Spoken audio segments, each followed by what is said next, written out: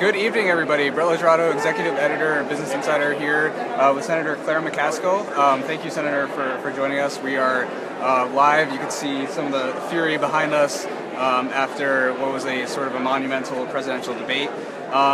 Senator, I guess I just wanted to start off by asking you sort of your first thoughts, reactions, impressions. There's a lot that went into preparation for this debate and a lot of, I guess, the traditional expectation setting. So obviously your preferred candidate is Secretary Clinton. How do you think she did? How do you think Donald Trump did? I think she did really well. I mean, candidly, she exceeded my expectations. I thought she was poised. I thought she was clearly prepared. I mean, that was the starkest contrast. Yeah. I mean, she thought it was important to be prepared. She thinks it's important to be prepared to be president. I don't think so much he does. Yeah. I think he thinks I'm just great, and I just got to convince everybody how great I am, and that's all I need to do. And I think that really came through loud and clear tonight. And some of his stuff was weird.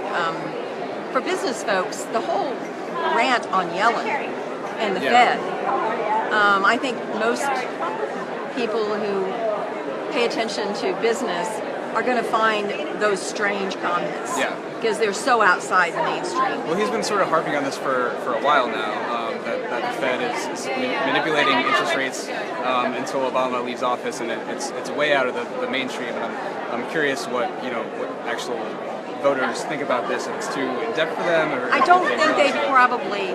I mean, the business community gets it. Yeah. I think that particularly in the financial sector, but. Clearly, he's never met the members of the Fed if he thinks they're all a bunch of raving liberal Democrats. Yeah. That's very sad. I don't think he spent much time with them because they certainly are not.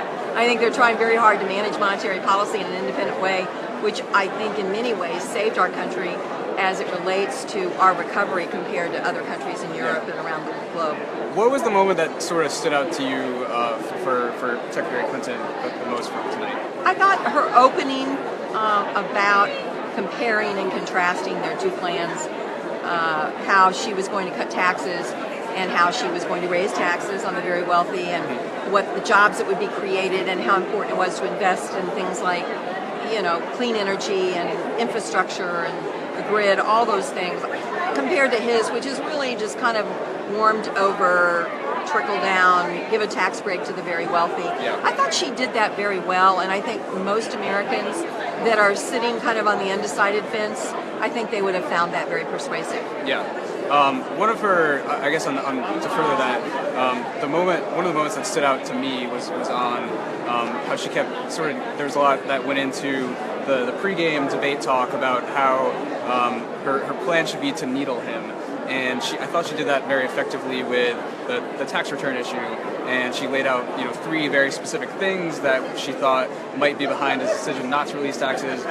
He sort of came back with when you release your emails, I release my taxes, and which sort of opens up the question of whether, like Lester Holt said, it's up for negotiation. But I thought that was a successful exchange for her on the tax issue. I thought it was a successful exchange. And I also think it, frankly, was one of several times where he kind of boxed himself in and then had a hard time getting out of the trap he kind of set for himself. Yeah. I think he doesn't do well in debates is where he really digs in to defend himself, and I don't think that does well with the people that are watching. But yeah, he spent way too much time talking about how successful he was in his businesses, and I think when he kind of went down the rabbit hole on his bankruptcies and using the law and being smart, and frankly, I think it all started. I think she got under his skin in the beginning when she pointed out that his father had given him the loan to start his business. Yeah. Then he wanted to convince everyone, no, I did this. It's all about me being great. And I think that really didn't help him in terms of countering her polished performance. Yeah. So, what types of voters do you think were really moved by her performance? You said it was, you were pleasantly surprised by her, or not pleasantly surprised, but she exceeded your expectations. There are obviously, I think there was a Reuters report over the weekend that said, there are 27 million independent voters still up for grabs, and a lot of them are going to be watching this debate.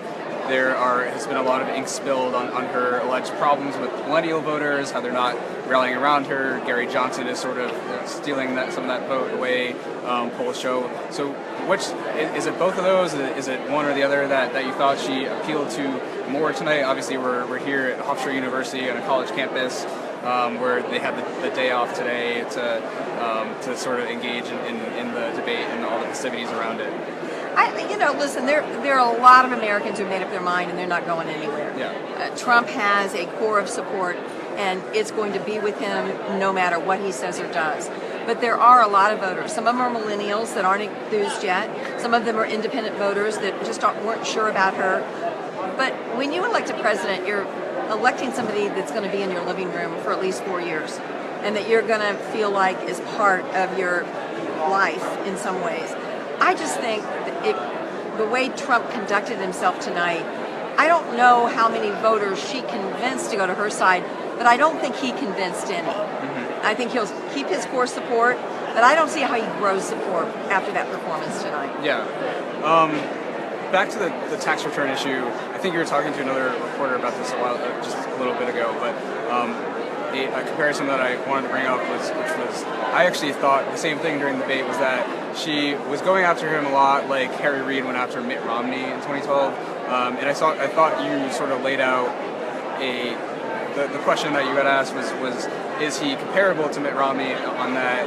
And I thought you laid out the differences and the distinctions well. Yeah, I think that's really unfair to Mitt Romney. Mitt Romney was a credible candidate, experienced. He'd been a governor, also a successful businessman. Yeah. But I think he was much more prepared and thoughtful about this process. He wasn't so much of, it's all about me, Mitt Romney, aren't I great, but rather I have a different vision for the country.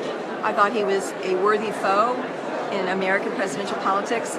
I don't think that Donald Trump in many ways rises to his level of competence and ability, and I don't think it's fair to compare Donald Trump to Mitt Romney. I think Mitt Romney is way above him. I think it's another example of the weird election that we were seeing ourselves in. Yeah, no, it's definitely strange. Mitt Romney is all of a sudden looking like a state. No, he really does, I think. I mean, compared to the reality TV star that I think is really self-obsessed. Yeah, there was a lot of talk heading into this debate about Lester Holt's role, and especially about his fact-checking and how much he would do with that. What did you think of his performance? I thought he did a really good job. He didn't inject himself. He let them go at it for most of the debate, but every once in a while, and I think that's where Trump was really exposed, on the birther issue especially, when Trump tried to say that once he presented the birth certificate, that was over, and Lester Holt said no. Yeah. For years after that, you continued to question the legitimacy of the American president. And, I think that was a really bad moment for Trump, because basically Lester Holt said, you're lying. Yeah. And Trump continued to lie. Yeah. Is there that also stood out to me as a not so great moment for him, where he I don't know, did it surprise you at all that he didn't really have like a cogent answer for that, 5 years down the line? It's just like it seems like there's really no good explanation on his end. No, and I think that's one of the reasons he kind of boxed himself in. And, I think him pivoting and trying to say that Hillary Clinton started it, well, no one knew more about what the campaigns were doing in 2008 than the other campaign. Yeah. And I really don't think Barack Obama would have selected Hillary Clinton to be a Secretary of State if he believed that she was ever engaging in any kind of campaign activity that was that inappropriate. Mm-hmm. So I don't think that attack by him works at all. There was a moment near the end of the debate where Trump referenced something that he could have said but didn't. Do you have any idea what that might have been? I'm not sure he knows. Yeah. To tell you the truth. I think when he gets kind of, he goes, he loves to float this stuff out there like he knows stuff that nobody else knows. I think he just doesn't know much, and he just says that to try to make himself look less lame, to use a technical term. So finally, this was a one-of-a-kind, like we said, presidential debate. I don't think we've really seen anything like it. What was the most unusual moment for you? I think him, leaning down into the microphone and and editorializing so constantly during her answers. Wrong. Wrong, and his facial expressions, and all the. I really think Al Gore got in trouble for facial expressions in his debate. Aside. Yeah, this guy belongs in the Hall of Fame for facial expressions after how derisive he looked during Hillary Clinton's answers. And as a contrast, I thought she did laugh a little bit a couple of times, because I think she just was kind of like, wow, I don't even know what to say. Did you just hear what he said? I think that was one of her answers. Did you just listen to what he said? But I think that as this debate gets picked over in the coming days, I think there'll be a lot of talk about how he handled the pressure, and that if he's so tough and he has so much stamina, I don't think he handled the pressure well tonight. Yeah. Well, this is the first 10 or so minutes of, I think, what will be, like you said, hours and days of picking over and analyzing this presidential debate. Senator Claire McCaskill, thank you so much for joining us, and thank you all of you for watching.